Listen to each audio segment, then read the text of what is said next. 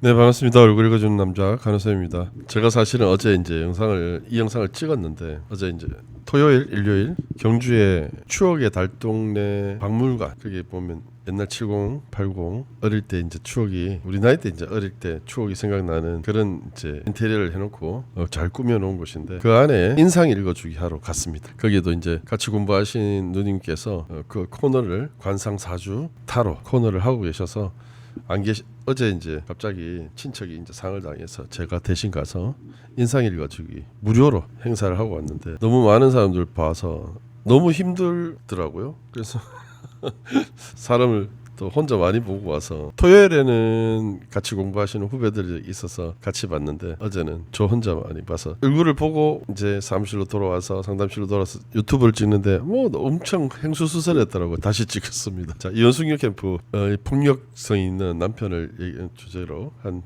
이 부분인데 이 남편이 좀 문제가 있다. 사이코패스다. 이 두 얼굴을 가졌다. 뭐 평상시 사람이 너무 착하고 순해 보입니다. 근데 반사회적 인격 장애 진단을 받은 남편의 두 얼굴 이렇게 타이틀이 올라와 있는데요. 이분은 눈이 쌍꺼풀이 있습니다. 남자가 쌍꺼풀이 있고 눈이 좀 이렇게 눈꺼풀은 있지만은 이분이 약간 출안이셔요. 그리고 코도 둥글둥글하고 그래서 눈두덩이가 넓어서 마음씨가 넓고요. 마음씨가 후덕하고 계산이 없고요. 그렇다는 겁니다. 그냥 액면 그대로 일단 들으시면 됩니다.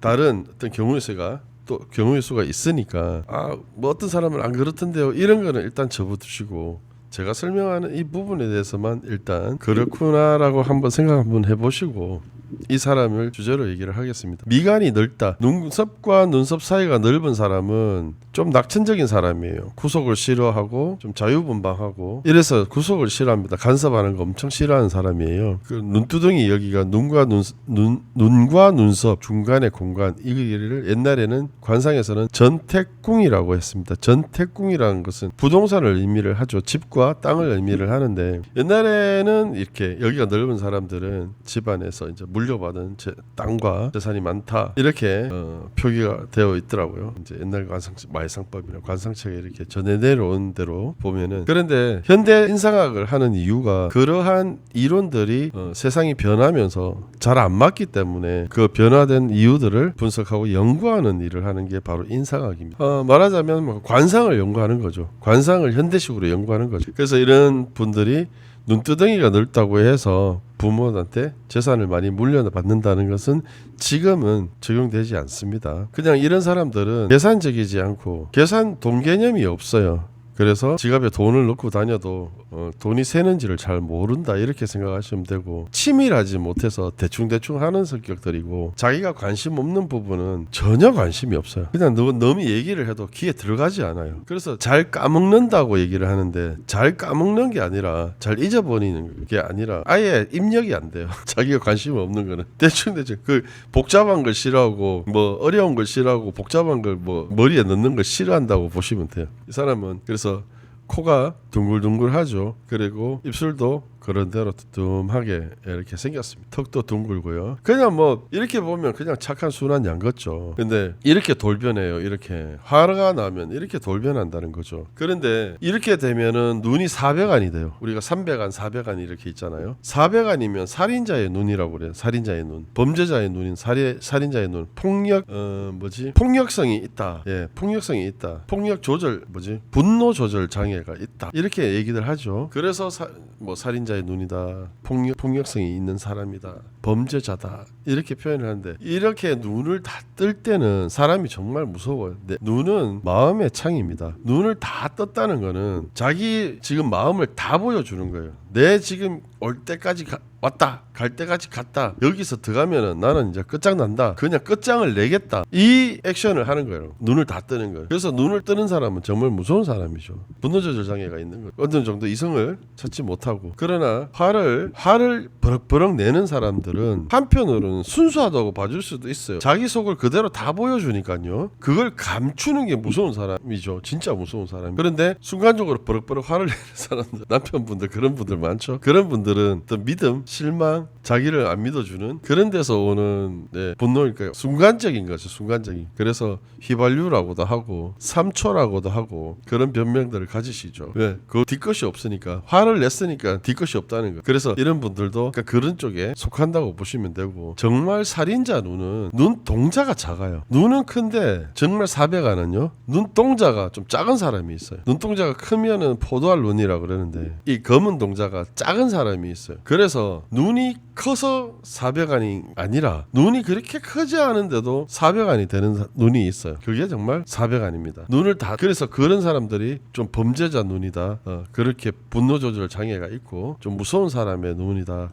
라고 하시면 될 것 같습니다. 얼마나 달라요. 이 사람 보면 너무 다른 모습이죠. 그러니까 조금 소름 돋죠. 그런데 이 사람도 어릴 때 아버지가 엄마한테 자기한테 했던 그 트라우마 때문에 아버지의 모습을 그대로 닮아서 흉내를 낸다고 하더라고요. 그런 경우가 많죠. 가지고 태어나는 것보다 환경적인 요인에 의해서 자녀를 현육한다든가 아내에게 대하는 모습 그리고 살아가는 모습이 부모의 이제 영향을 많이 받아서 그런 트라우마나 그런 것들이 나의 상처가 되어서 자기의 까르마를 갖고 사시는 분들이 많죠. 이분도 역시나 자기 스스로도 알아요. 그래서 이제 상담실에 와서 물어보는 거예요. 자기한테 이런 모습이 있는 게 아버지 모습 같나요? 그렇다고 얘기를 하는 거죠. 이제 게임을 못하게 하니까 막 화를 내고 막 그런데 이제 아내분도 보면은 표정이 없어요. 표정이 없고 말도 그냥 여기서 뭐 남편만 욕하고 끝내고 싶지만은 아내분도 표정이 없고 말도 무뚝뚝하고 뭐 그런 분이니 이 화를 식힐 일이 없어.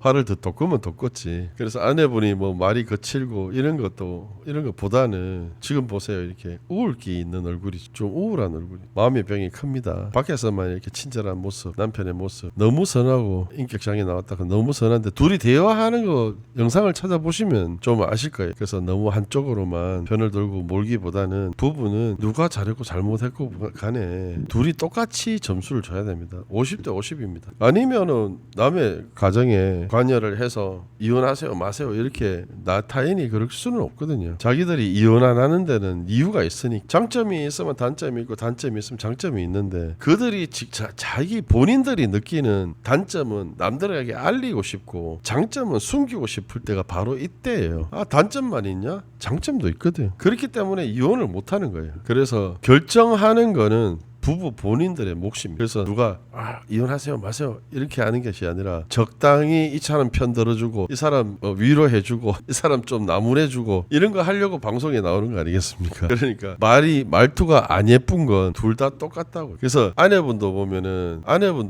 눈두덩이도 그렇고 코도 그렇고 입도 그렇고 얼굴을 보면 뭐 이렇게 예민하거나 치밀하거나 뭐 그렇지는 않은데 이제 표정이 없고 애교도 없고 말투도 그러니까 아름답지 않고 이러다 보니까 서로 말이 곱지 않으니까 싸우는 거예요. 제가 똑같은 문제죠. 말이 곱지 않아서 싸운다. 부부의 문제는 대부분 말 때문에 싸운다. 아름답지 않은 말이 서로 오가면서 서로 위해주기 싫고 서로 자기 입장만 내세우게 되는 그런 끝없는 싸움. 이걸 누가 말려줘야 된다라는 거죠. 맹장 상처 주는 말. 아내가 내전증이 있습니다. 내전증 증세가 있어서 한바탕 난리를 또 치고 그거 갔다가 돌아와서 이런 거죠. 연애할 때 같았으면 상상이나 했습니까? 애도 때 4명이나 냈어요. 4명이나 낳았고 남편은 맨날 게임만 하고 애 근성근성을 봐주고 아내는 또 그게 또 힘들다 하고 막 그런 서로의 이기적인 싸움. 그러니까 타인들이 당신은 남편은